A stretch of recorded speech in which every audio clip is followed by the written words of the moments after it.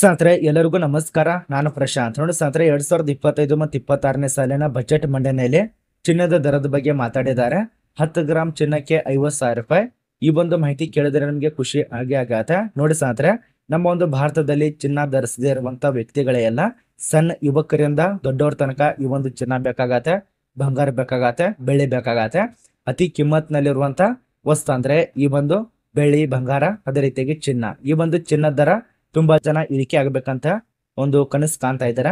ನಾನು ಕೂಡ ಇವತ್ತು ತಗೋಬಾರ್ದು, ನಾಳೆ ಏನಾದ್ರೂ ಇಳಿಕೆ ಆತಂದ್ರೆ ಅವಾಗ ತಗೋಬೇಕಂತ ಹೇಳಿ ಆ ಒಂದು ಹಣವನ್ನ ಇಟ್ಕೊಂಡಿರ್ತಾರ. ನೋಡಿ, ಅಂತದ್ರಲ್ಲೇನೆ ನಮ್ಮ ಒಂದು ಕೇಂದ್ರ ಸರ್ಕಾರದ ಬಜೆಟ್ ಮಂಡನೆಯಲ್ಲಿ ಒಂದು ಭಾರಿ ಭರ್ಜರಿ ಗುಡ್ ನ್ಯೂಸ್ ಅನ್ನ ಕೊಟ್ಟಿದ್ದಾರೆ. ಅದ್ರ ಬಗ್ಗೆ ನಾವು ಮಾತಾಡ್ತಾ ಇರೋದು ಈ ಒಂದು ಹೊಡೆದಲ್ಲಿ. ಯಾವ್ಯಾವ ಒಂದು ಜಿಲ್ಲೆಗೆ ಸಂಬಂಧಪಟ್ಟಂತೆ ಯಾವ ಒಂದು ರಾಜ್ಯದಲ್ಲಿ ಎಷ್ಟೆಷ್ಟು ರೇಟ್ ಇದೆ, ಅದೇ ರೀತಿಯಾಗಿ ಈ ಒಂದು 10 ಗ್ರಾಂ ಚಿನ್ನಕ್ಕೆ 50,000 ರೂಪಾಯಿ ಯಾವಾಗ ಆಗತ್ತೆ, ಯಾವಾಗ ಯಾವ ಒಂದು ದಿನಾಂಕದೊಂದು ಆಗತ್ತೆ, ಒಂದೊಂದ ತಿಳಿಸ್ಕೊಡ್ತಾನೆ. ಮತ್ತು ಈ ಒಂದು 2025 ಮತ್ತು 26ನೇ ಸಾಲಿನ ಬಜೆಟ್ ಮಂಡನೆ ನಿರ್ಮಲಾ ಸೀತಾರಾಮನ್ ಅವರು ಮಾಡಿದ್ದಾರೆ. ಅವ್ರು ಏನು ಹೇಳಿಕೆ ಕೊಟ್ಟಿದ್ದಾರೆ ಒಂದೊಂದ ತಿಳಿಸ್ಕೊಡ್ತಾನೆ. ಮತ್ತು PM ನರೇಂದ್ರ ಮೋದಿ ಅವರು ಹೇಳಿದ್ದೇನು ಒಂದೊಂದ ಮಾಹಿತಿ ಇರತ್ತೆ. ಈ ಒಂದು ಚಾನಲ್ ಅನ್ನು ಯಾರು ಸಬ್ಸ್ಕ್ರೈಬ್ ಮಾಡಿಲ್ಲ, ಉಚಿತವಾಗಿ ಸಬ್ಸ್ಕ್ರೈಬ್ ಮಾಡ್ಕೊಳ್ಳಿ. ನಿಮ್ಮ ಒಂದು ಸ್ನೇಹಿತರಿಗೆ ಈ ಒಂದು ವಿಡಿಯೋ ಶೇರ್ ಮಾಡಿ, ಇಷ್ಟ ಆದ್ರೆ ಒಂದು ಲೈಕ್ ಅನ್ನು ಕೊಡಿ. ನೋಡಿ ಸ್ನೇಹಿತರೆ, ತುಂಬಾ ಜನ ಕಾಯ್ತಾ ಇರೋದು ಚಿನ್ನದ ದರ ಇಳಿಕೆ ಆಗ್ಬೇಕಂತ ಹೇಳಿ.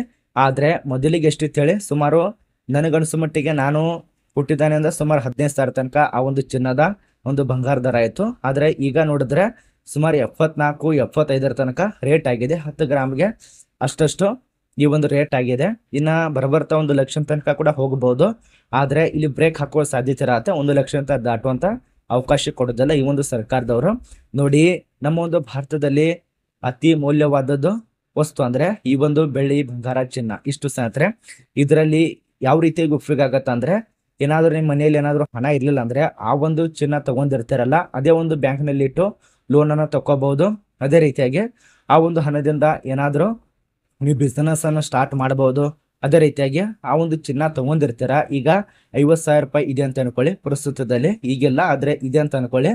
ಆ ಒಂದು 50,000 ರೂಪಾಯಿ ತಗೊಂಡ್ರೆ ಮುಂದ್ಗಡೆ ನಿಮ್ಗೆ ಒಂದು 60-70 ತನಕ ಆಗ್ಬಹುದು. ಈಗ ಆಗಿದೆ 75 ತನಕ ಆಗಿದೆ, 75 ದಾಟಿದೆ.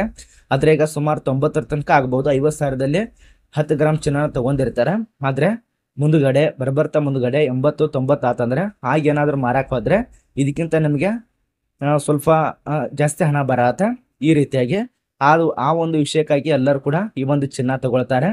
ನಮ್ಮ ಒಂದು ಭಾರತದಲ್ಲಿನೇ ಪದ್ಧತಿನೇ, ಸಂಸ್ಕೃತಿನೇ ಅದೇ ರೀತಿಯಾಗಿದೆ.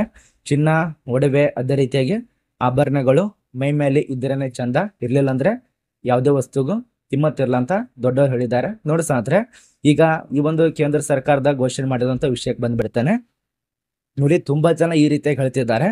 ಈಗ ಅಲ್ಲಿ ವಿಡಿಯೋ ಕೂಡ ನೋಡಿರ್ಬಹುದು. ಕೇಂದ್ರ ಸರ್ಕಾರದ ಬಜೆಟ್ ಮಂಡನೆಯಲ್ಲಿ ಚಿನ್ನದ ದರ 50,000 ರೂಪಾಯಿ ಇಳಿಕೆ ಮಾಡಿದ್ದಾರೆ. ಅಂದ್ರೆ 50,000ಕ್ಕೆ ಇವತ್ತು ಹೋಗಿ ಖರೀದಿ ಮಾಡಿ ಅಂತ ಹೇಳಿ ಹೇಳಿರಬಹುದು. ನೋಡಿ ಸ್ನೇಹಿತರೆ, ಇದಕ್ಕೆ ಸಂಬಂಧಪಟ್ಟಂತೆ ಕ್ಲಿಯರ್ ಕಟ್ಟೆ ಮಾಹಿತಿ ಹೇಳ್ಬೇಕಂದ್ರೆ, ಯಾವುದೇ ಕಾರಣಕ್ಕೂ ಈ ಒಂದು 2025ರ ಬಜೆಟ್ ಮಂಡನೆಯಲ್ಲಿ ಚಿನ್ನದ ಬಗ್ಗೆ ಸ್ವಲ್ಪನೂ ಮಾತಾಡಲ್ಲ. ಇದೊಂದು ತಲೆಯಲ್ಲಿ ಇಟ್ಕೊಳ್ಳಿ. ಕ್ಲಿಯರ್ ಕಟ್ಟ ಮಾಹಿತಿ ಅರ್ಥ ಆಗ್ತಿದ್ದು ಅಂತ ಅನ್ಕೋತೀವಿ. ಸ್ವಲ್ಪನೂ ಮಾತಾಡಲ್ಲ. ಚಿನ್ನದ ಬಗ್ಗೆ ಆಗ್ಬೋದು, ಬಂಗಾರದ ಬಗ್ಗೆ ಆಗ್ಬೋದು, ಬೆಳ್ಳಿ ಬಗ್ಗೆ ಆಗ್ಬೋದು.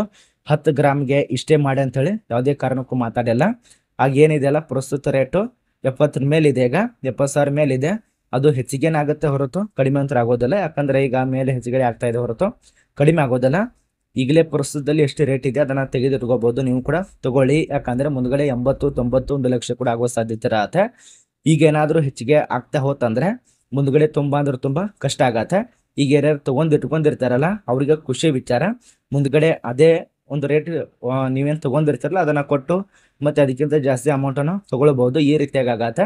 ಈಗಲೇ ತಗೊಳ್ಳಿ, ಇವತ್ತು ಖರೀದಿ ಮಾಡಿ. ನಿಮ್ಮೊಂದು ಜಿಲ್ಲೆಗೆ ಸಂಬಂಧಪಟ್ಟಂತೆ ಸ್ವಲ್ಪ ಇವತ್ತು ರೇಟ್ ಕಡಿಮೆ ಇದೆ.